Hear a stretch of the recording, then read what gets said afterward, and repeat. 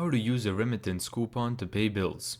First, get a remittance coupon. You'll find this detachable slip printed at the bottom of your paper bill, or available as a PDF printable when you download the invoice online. Second, verify billing information.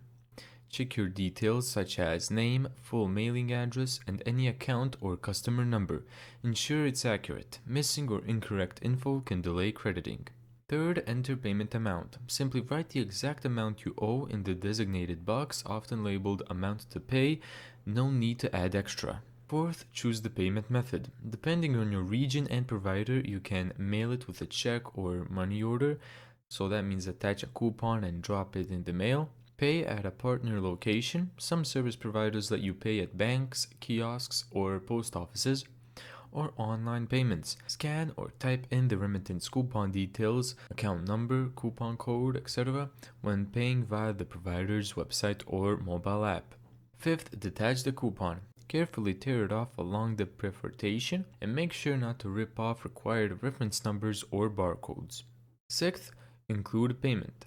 By mail, place the coupon with your check or money order in the return envelope. At payment points, hand over the slipped coupon plus cash or card so they can scan or type in the data.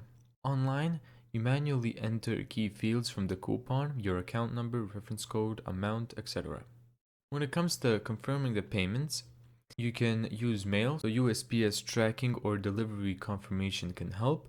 Check your next statement to verify payment was applied. You can ask for and keep a receipt, or you can do it online, so a digital confirmation page or email. So screenshot it or save it. Thank you so much for watching this video.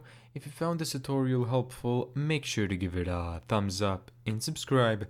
And as always, see you in the next video.